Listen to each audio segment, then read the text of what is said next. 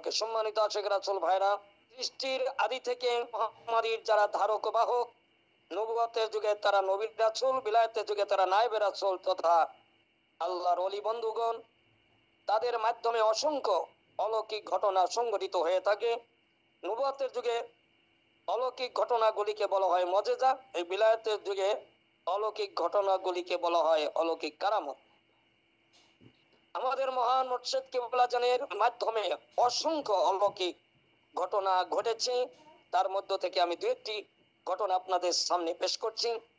আমাদের একজন আশিক রাসূল জাকির ভাই, তার নাম ছিল আশিক রাসূল খোরশেদ আলম। তিনি সদরঘাট এলাকায় একটা অফিসে চাকরি করতেন। তৎকালীন সময় আমাদের মহান মুর্শিদ কিবলা জান তার মুর্শিদের জীবদ্দশায়, অর্থাৎ প্রাণে পীর দস্তগীর সুলতানুল মাশাইখ সুলতানিয়া মুজাদ্দিদিয়া তরিকার ইমাম সৈয়দ আবুল ফজল সুলতান রহমতুল্লাহের জীবদ্দশায় তিনি সদরঘাট, আমাদের একটা প্রচার দপ্তর ছিল যেখানে আত্মার বাণী পত্রিকার কার্যক্রম চলতো। বাবাজান মাঝে মাঝে এখানে এসে এই আত্মার বাণী বা বিভিন্ন প্রকাশনার কার্যক্রম দেখাশোনা করতেন।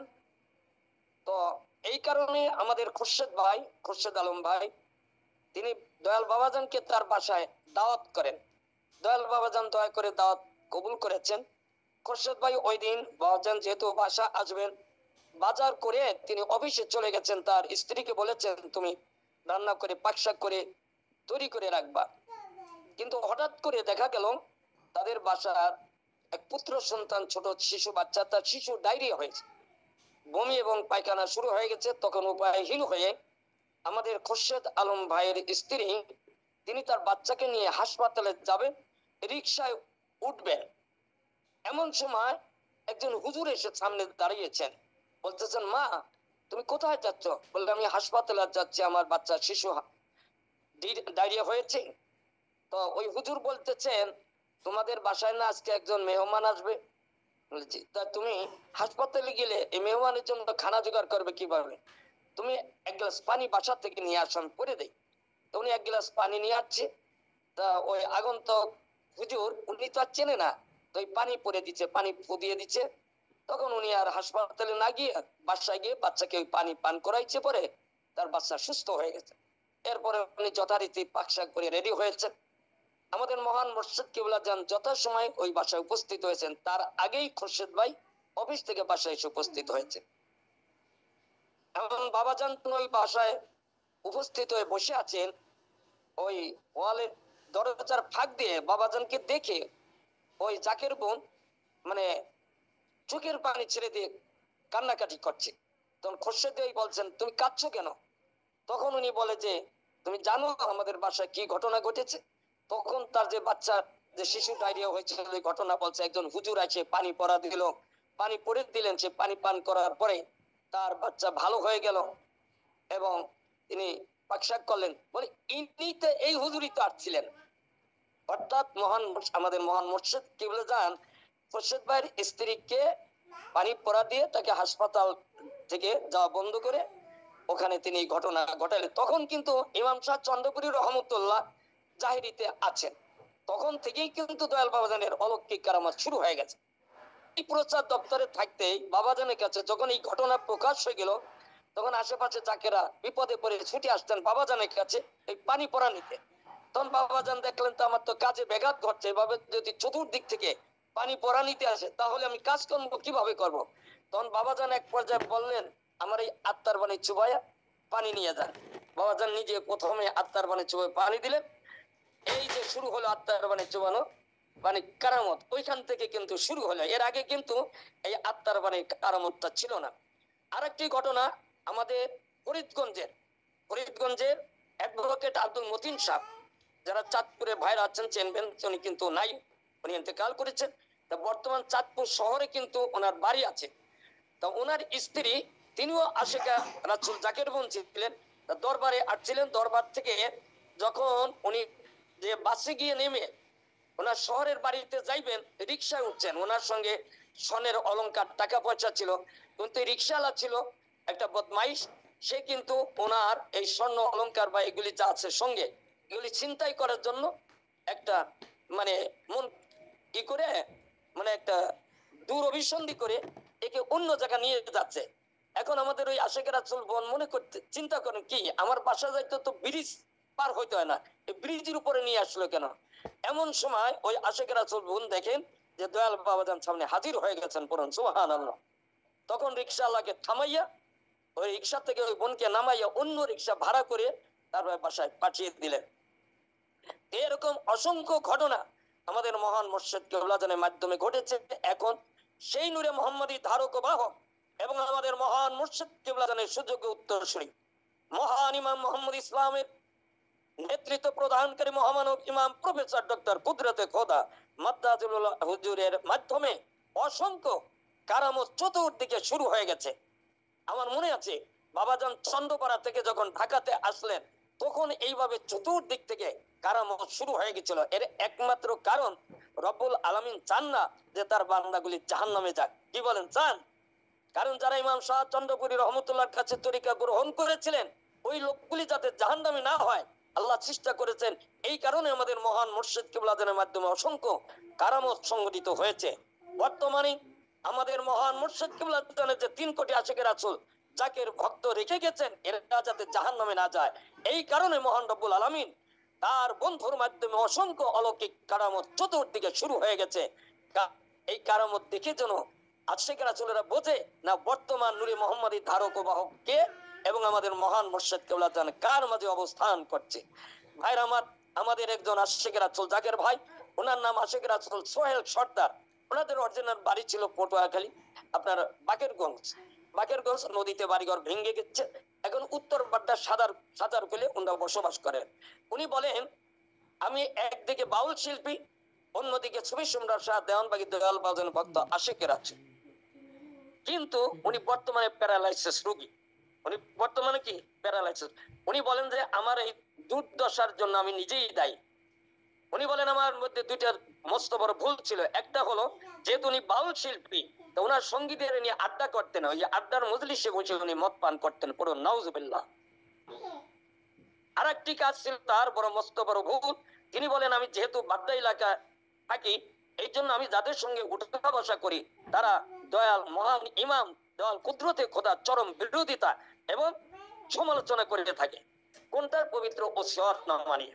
তিনি বলেন আমার দুর্ভাগ্য আমি এই যে বাবাজানের পবিত্র ওসিয়ত মোবারক যে পাঠ করে শোনানো হয়েছিল লক্ষ লক্ষ মানুষের সামনে, তখন আমি নিজ কানে এই ওসিয়তনামা পাঠ করা শুনি না। যদিও নামাজে জানাজায় গিয়েছিলাম কিন্তু যখন ওসিয়তনামা পাঠ করা তখন আমি মাইকের সাউন্ডের বাইরে ছিলাম, যার কারণে আমাকে বিভ্রান্ত করতে তাদের সহজ হয়েছে।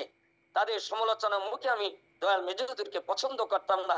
এই কারণে বিশেষ করে ওসিয়তনামার যে 5 নম্বরের শেষ নম্বরে বাক্যটা ছিল যে তুমি কদর যদি আমার পাশে এগিয়ে না আসতো তোমাদের অস্তিত্ব থাকতো না, এই ব্যাপারটা নিয়ে উল্টা পাল্টা বোঝানোর কারণে সে বিভ্রান্ত হয়ে দয়াল মেজুদুরকে পছন্দ করতেন না। কিন্তু তিনি বলেন রব্বুল আলামিন আমাকে প্যারালাইসিস দিয়ে আমার ইমানটাকে হেফাজত করেছেন। তিনি বলেন আমি কিশোরগঞ্জ থেকে অনুষ্ঠান করে আসার পথে আমি মদ পান করি। বাড়িতে আসার পর যখন আমি ঘুমাইলাম ঘুম থেকে জেগে দেখে আমার নিশা কেটে গেছে, তখন আমি পবিত্র কোরআন শরীফ শপথ করে এবং মহান মুর্শিদ কিবলাজানের ছবি মোবারককে স্পর্শ করে আমি প্রতিজ্ঞা করলাম আমি জীবনে কোনোদিন আর এই মদ পান করবো না, খারাপের দিকে পা বাড়াবো না। তখনই রব্বুল আলামিন রহমতের দরজাটা খুলে দিয়েছেন। কিভাবে খুললেন? তিনি বলেন আমি বাথরুমে গেছি, এখন দেখি যে আমার মাথার ভিতর ব্যথা করতেছে।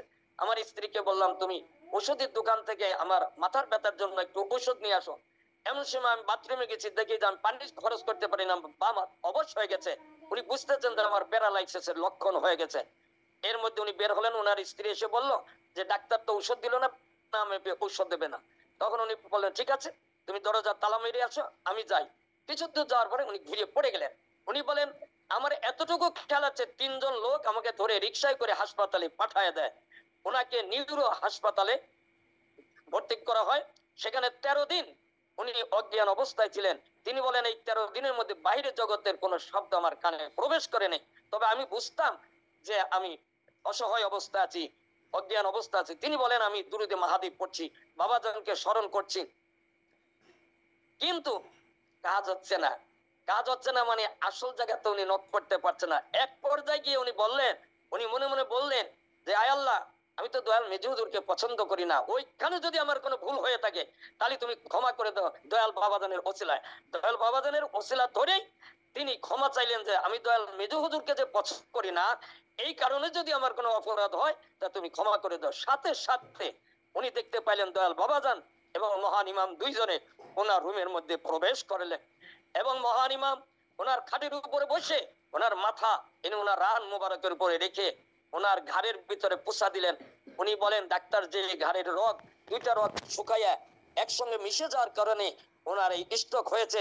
তখন মহান ইমাম ওই ঘাড়ের ওইখানে পুষা দিলেন এবং পিঠের মধ্যে একটা থাপ্পড় দিয়ে বলেন যান, আপনি ভালো হয়ে যাবেন। তখন দয়াল বাবাজান হাসি দিলেন আর মহান ইমামও মুস্কি হাসি দিয়ে দয়াল বাবাজান বলছেন কদর আসো আমরা যাই। তখন দয়াল বাবাজান দরজা দিয়ে বের হয়ে গেলেন, মহান ইমামও বের হয়ে গেলেন। তিনি বলেন আমি 13 দিন পর সাথে সাথে আমি উঠে বইছি। আমি আমার স্ত্রীকে বলতেছি কেউ আমরা কুরবানি করব না? বলে কুরবানি তো গেছে গা, মানে কুরবানি 2-3 দিন আগে স্টক করছে, 13 দিন তার খবর নাই। বলে কুরবানি তো গেছে গা, তুমি তো 13 দিন এই হাসপাতালে আইসিইউতে ছিলে। তো ভাইরা আমার, এভাবে মহান ইমামের চতুর্দিকে কারামত। আমি আর ছোট্ট দুইটা ঘটনা বলে শেষ করছি।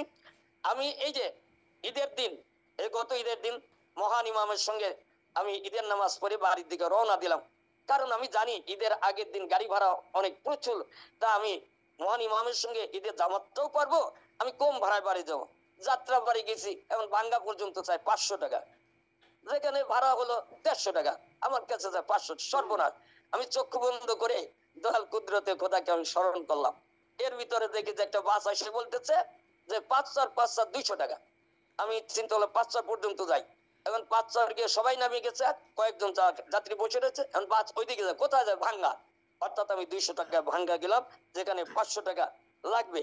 এরপরে আমি সেখান থেকে আরেকশো, আমি যে নর্মালি যে 300 টাকা ফরিদপুর থেকে যাত্রাবাড়ি আসতে চলে গেলাম। আজকে আসার সময় আমি ভাইকে বলছি, আমাদের সমন্বয়ক ভাইকে বলছি যে উনি বলছেন যে সন্ধ্যার আগে আসতে হবে, আমার বাড়িতে কাজ ছিল। আমি ঠিক 12টা-1টার দিকে আমি বাড়ি থেকে বের হয়েছি। এখন রাস্তায় এসে শুনি যে কামারখালী, আমাদের ফরিদপুর মধুখালী উপজেলার যে কামারখালী, একটা দুর্ঘটনা ঘটছে। আপনারা জানেন, ফেসবুকেও দেখছেন। ওখানে একটা হিন্দু সম্প্রদায় 2জন মুসলমানকে পিটিয়ে হত্যা করেছে, দেখছেন একটা ঘটনা। সেখানে হাজার হাজার লক্ষ লক্ষ এই বিভিন্ন ইসলামী সংগঠন গিয়ে মানে পুলিশ র্যাব থামাইতে পারতেছে না, সমস্ত গাড়ি ঘোড়া বন্ধ হয়ে গেছে। আমি রাস্তায় এসে চিন্তা করলাম সর্বনাশ, তাহলে আমি এখন যাবো কিভাবে? আমি তো মাগরিবের আগে যাই পৌঁছিতে পারবো না। আমি চক্ষু বন্ধ করে দয়াল কুদরতে খোদাকে স্মরণ করলাম। এমন সময় দেখি যে একটা প্রাইভেট কার আসতেছে, আতস করলাম, আমার সাথে আরেকটা লোক দাঁড়িয়ে ছিল। 2জন লোককে গাড়ি নিয়ে আসলো। আমি ফরিদপুর, যেখানে আমার বাসের ভাড়া হলো 50 টাকা, আমি চিন্তা করলাম কমপক্ষে 100-150 টাকা দেওয়া লাগবে। আমি 100 টাকা নোট দিচ্ছি, আমার 50 টাকা ফেরত দিয়ে দিল। পড়ুন সুবহানাল্লাহ। ভাইয়ের আমার, আসতে কারামত, যাইতে কারামত, উঠতে কারামত, বসতে কারামত, শুইতে কারামত, চতুর্দিকে মহান ইমামের কারামত শুরু হয়ে গেছে। কারণ এই একমাত্র নূরে মুহাম্মাদী ধারক ও বাহক এই মহান ইমামকে যারা স্মরণ করবে, যারা ওনার সোহবতে আসবে, ইনশাআল্লাহ একজন জাকিরও বেঈমান হয়ে কবরে যাবে না। আর এই মহামানবের এন্ট্রিতে যারা যাবে, ওই চন্দ্রপাড়া এলাকার ভাগ্যে যাওয়া হয়েছে, তাদের ভাগ্য তাই হবে। কি বলেন? সত্য কথা। এই কথা বলে আমি আমার বক্তব্য শেষ করছি। আসসালামু আলাইকুম ওয়া রাহমাতুল্লাহি।